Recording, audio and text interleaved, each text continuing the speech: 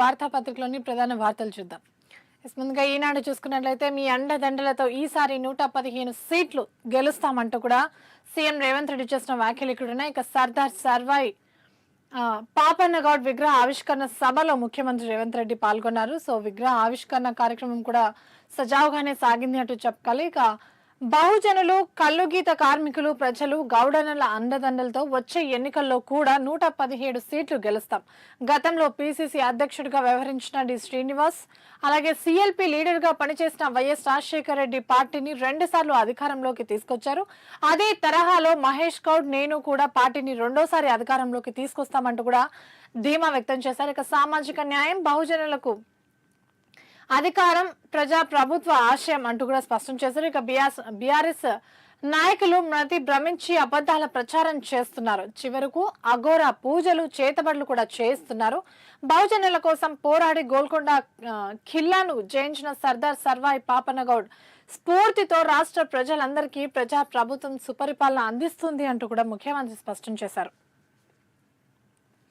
ఇక rice మిల్లర్ల పైరవీలు, vigilance తనిఖీలు ఆపేందుకు ముమ్మర ప్రయత్నాలు కూడా చేస్తున్నారు. ఇక రైస్ మిల్లుల్లో విజిలెన్స్ ఎన్ఫోర్స్మెంట్ సోదాలు ఎడతెరిపి లేకుండా కొనసాగుతున్న తరుణంలో వాటిని ఆపడానికి మిల్లర్లు, కొందరు సంఘ ప్రతినిధులు కూడా ముమ్మరంగా పైరవీలు చేస్తున్నట్టు కూడా అధికారులు గుర్తించారు. ఇక కేసులు నమోదు కాకుండా విఫల ప్రయత్నాలు కూడా చేస్తున్నట్టే తెలుస్తుంది. ఇక ప్రభుత్వం మాత్రం ధాన్యాన్ని దారి మళ్లించిన వారి పట్ల కఠినంగానే వ్యవహరిస్తుంది అంటూ కూడా స్పష్టంగా తెలుస్తుంది. ఇక తనిఖీల్ని అక్రమార్కులపై చర్యల్ని వేగవంతం చేయాలంటూ కూడా అధికారులకు ప్రభుత్వం ఇప్పటికే ఆదేశాలు కూడా జారీ చేసింది. భారీగా బకాయి పడ్డ కీలక మిల్లర్లను అరెస్ట్ చేయాలని విజిలెన్స్ అలాగే enforcement director general D S Chauhan నిర్వహించిన సమీక్షలో ఆదేశాలు కూడా జారీ అయ్యాయి.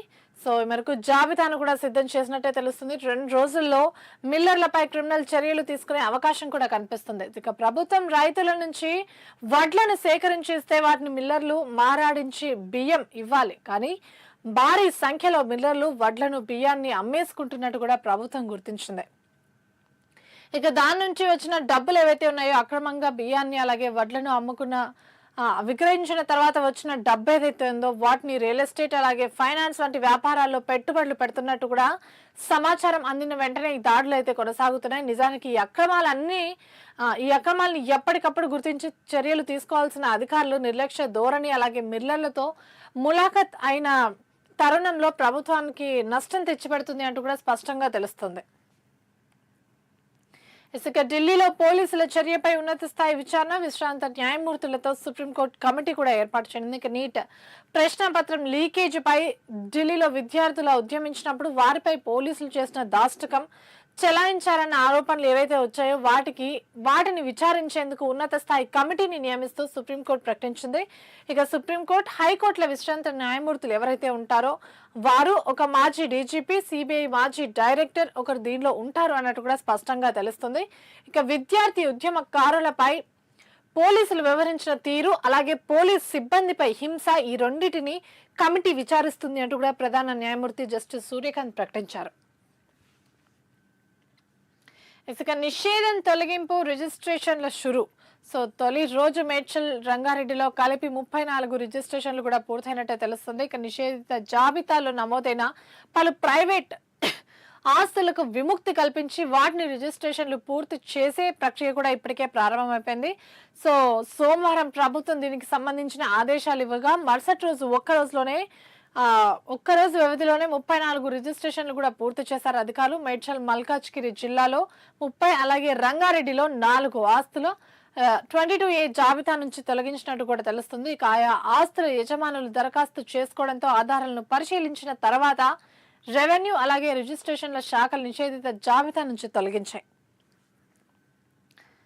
ఇక గాయత్రి, ధనుష్లకు అర్జున. సో కేంద్ర ప్రభుత్వం ప్రతి ఏటా అందించే అర్జున పురస్కారాలకు 2 తెలుగు క్రీడాకారులు కూడా ఎంపికయ్యారు. 2025 సంవత్సరానికి 15 మంది అర్జున కోసం ఎంపిక చేయగా అందులో హైదరాబాద్ కు చెందిన బ్యాడ్మింటన్ డబుల్స్ క్రీడాకారిణి గాయత్రి గోపిచంద్ తో పాటు బదిర షూటర్ ధనుష్ శ్రీకాంత్ కూడా ఉన్నట్టు తెలుస్తుంది. సో వారికి సంబంధించిన ఇమేజ్ ని కూడా మనం ఇక్కడ చూసుకోవచ్చు. ఇక చర్చలు లేవు, పోరాటమే. సో ప్రభుత్వానికి ఉద్యోగ సంఘాల అల్టిమేటం. సో టీఈజేఏసీ భేటీలో కార్యాచరణ కూడా ఆమోదం లభించినట్టు తెలుస్తుంది. ఇక ఉద్యోగులకు ప్రభుత్వం ఇచ్చిన హామీలను వెంటనే అమలు చేయాలి. సో ఈ నెల 27న జిల్లా కేంద్రంలో ఒక్కరోజు ఉద్యోగుల మహాధర్నా కూడా నిర్వహించనున్నారు. పిఆర్సీ అమలు చేసే వరకు నల్ల బ్యాడ్జీలతో విధులకు హాజరవుతాం. సెప్టెంబర్ 1న రాష్ట్ర వ్యాప్తంగా పెన్షన్ విద్రోహ దినం నిరసనలు కూడా జరుగుతుంది. ఇక సెప్టెంబర్ 10న ఉద్యోగులతో చలో హైదరాబాద్ మహాధర్నా కూడా నిర్వహించనున్నారు. ఇక జేఏసీ కార్యాచరణ ప్రకటించి రద్దు చేసుకుంటుందనే అపోహ ఉంది. సో ఈసారి అలా కానివ్వం, అలా జరిగే ప్రసక్తే లేదు అంటూ కూడా టీఈజేఏసీ చైర్మన్ వెల్లడించారు. సో దీనికి సంబంధించి వీరు చేస్తున్న ప్రధాన డిమాండ్లు కూడా ఇక్కడ ఉన్నాయి. సో అవేంటో చూసుకుందాం. ఇక ఈహెచ్ఎస్ ను సమర్థంగా అమలు చేయాలి. సో వీరి డిమాండ్లో మొదటిది. సో ఉద్యోగులు, పెన్షనర్లు, కుటుంబ సభ్యులకు నగదు రహిత వైద్య సేవలు, అలాగే ఆరోగ్య కార్డులు కూడా పంపిణీ చేయాలి. వాటి వినియోగంలో ఎలాంటి ఇబ్బందులు లేకుండా చూసుకోవాలి. సో పిఆర్సీ నివేదికను వెంటనే ప్రకటించి ఫిట్మెంట్ అమలు చేయాలి. ఉద్యోగులకు రావాల్సిన 6 పెండింగ్ డిఏలను ఒకేసారి విడుదల చేయాలి.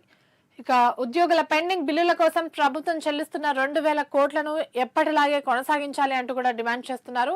సిపిఎస్ రద్దు చేసి ఏపీఎస్ అమలు చేయాలి. ఉపాధ్యాయులకు ఏకీకృత సర్వీస్ నిబంధనలు రూపొందించాలి. అలాగే 315 జీవో బాధితులకు న్యాయం చేయాలి. 190 జీవోను విద్యాశాఖ అలాగే పోలీస్ శాఖతో పాటు అన్ని శాఖల్లో అమలు చేయాలి. ఇక వీటితో పాటు సీఎం ఆదేశాలను అమలు చేయాలి అన్న ఉన్నతాధికారుల అలసత్వంపై కూడా చర్యలు తీసుకోవాలి అంటూ కూడా పెద్ద ఎత్తున డిమాండ్ చేస్తున్నారు.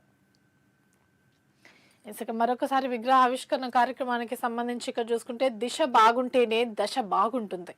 సో కేసీఆర్ పాలనలో ఈ రెండు సరిగ్గా లేవు, అందుకే నేను బట్టి ఇక్కడ కూర్చున్నా. సో సీఎం చేసిన వ్యాఖ్యలు ఇవి.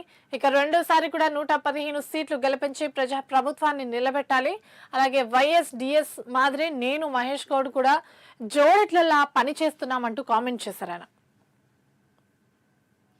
ఇక క్షమాపణ కాదు, కనీసం ఒప్పుకున్నారా? సో గత ప్రభుత్వాన్ని ఉద్దేశిస్తూ మంత్రి చేసిన వ్యాఖ్యలు ఇవి. సో ఈ 22A జాబితా భూ సమస్యలు ఏవైతే ఉన్నాయో వాటికి సంబంధించి ఇక 10 ఏళ్ల ధరణి తప్పిదాలను అంగీకరించే ధైర్యం హరీష్ రావుకు ఉందా? సో కాళేశ్వరంలో జరిగిన తప్పుల గురించి ఏనాడైనా కనీస బాధ్యత తీసుకున్నారా?